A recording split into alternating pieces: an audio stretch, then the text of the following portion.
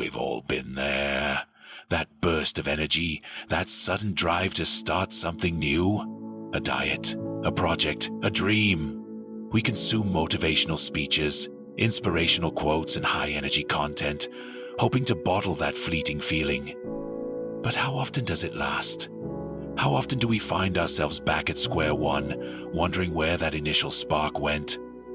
The truth is, we often misunderstand motivation.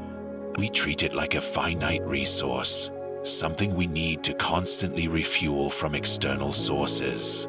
But what if true motivation isn't about external sparks, but an internal flame? What if the secret to enduring drive was discovered thousands of years ago, long before self-help gurus and social media algorithms? Today, we're diving deep into the wisdom of ancient philosophy to uncover the true nature of motivation, and we'll explore it through the incredible, harrowing, yet ultimately triumphant story of a man who found his unwavering drive in the darkest place imaginable. For the ancient Greeks and Romans, motivation wasn't about a fleeting high.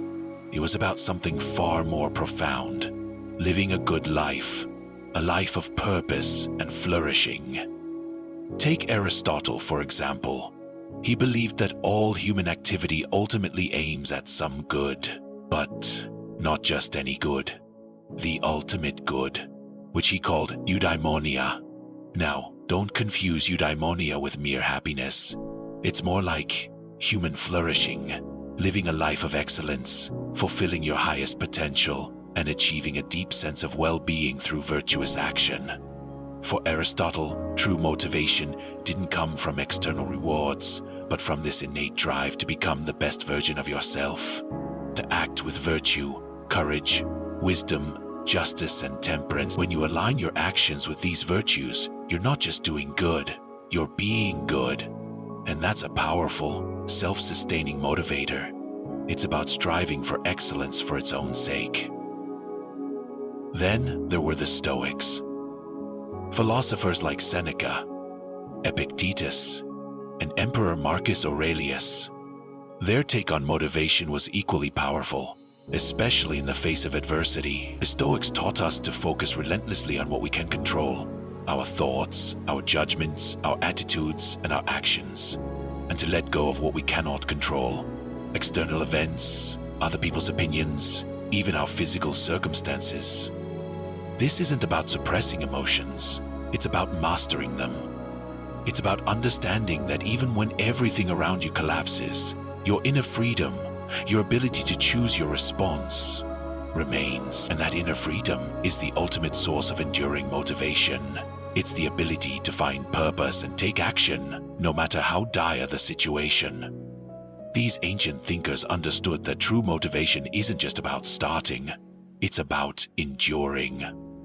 It's about having a deep wellspring of purpose that sustains you through challenges. But how do these grand philosophical ideas translate to real life, extreme circumstances? To answer that, we turn to one of the most profound and heartbreaking stories of human resilience and motivation. That of Dr. Viktor Frankl.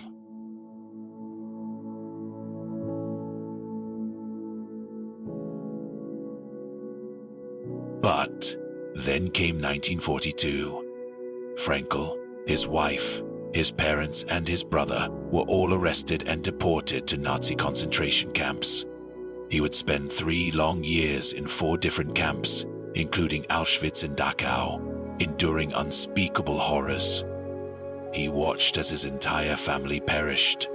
He suffered extreme hunger, forced labor, brutal beatings, and the constant threat of death. And finally, his self.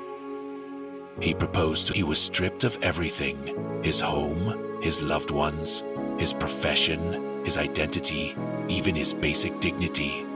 In such a place, where death was a daily reality and hope seemed a distant memory, how could anyone find the motivation to simply survive, let alone to live meaningfully? This is where Frankl's own philosophy was put to the ultimate test. He observed that, contrary to popular psychological belief at the time, which often focused on a will to pleasure, or will to power. Those who survived and maintained their sanity were not necessarily the physically strongest.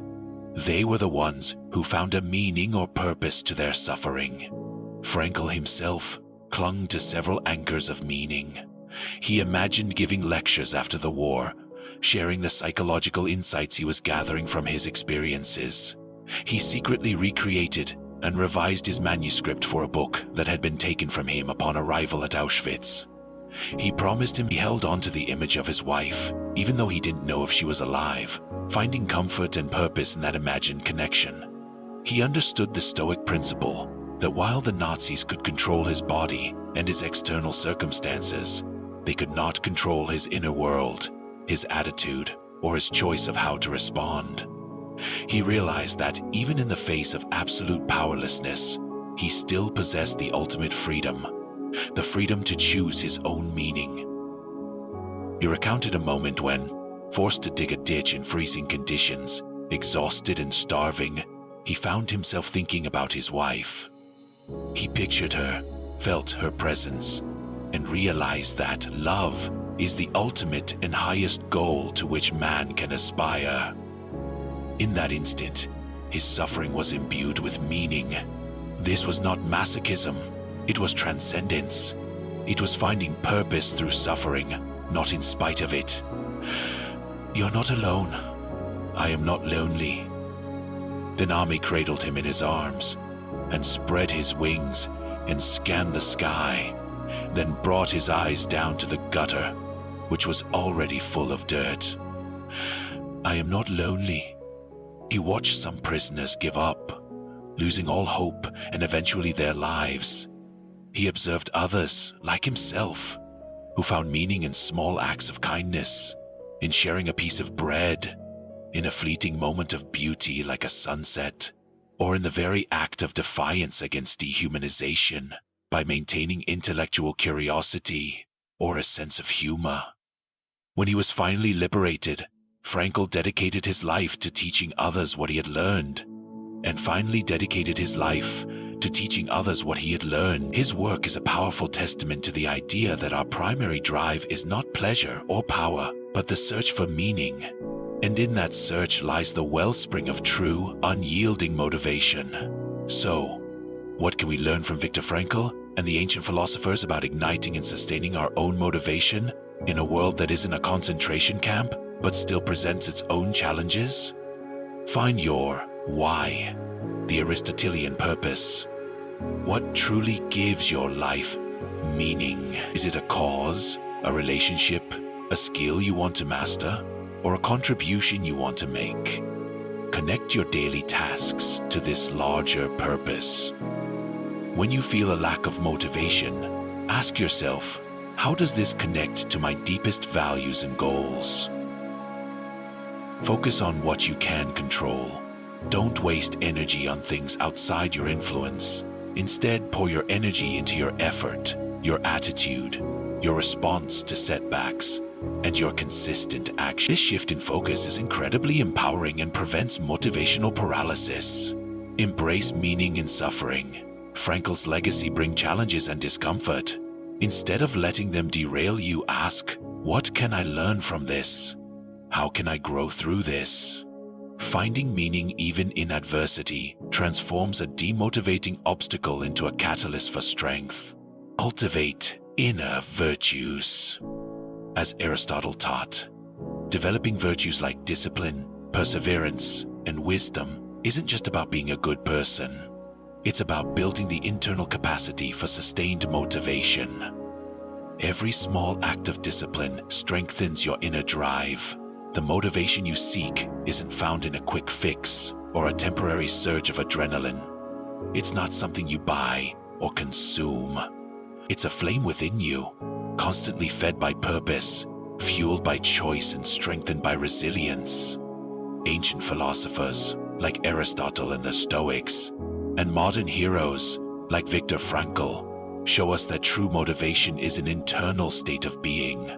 It's the unwavering commitment to live a meaningful, virtuous life, no matter the external circumstances. So, The next time you feel your motivation waning, don't look outward for a spark. Look inward. Ask yourself, what is my why? What can I control in this moment? What meaning can I find in this challenge? Unlock that inner drive.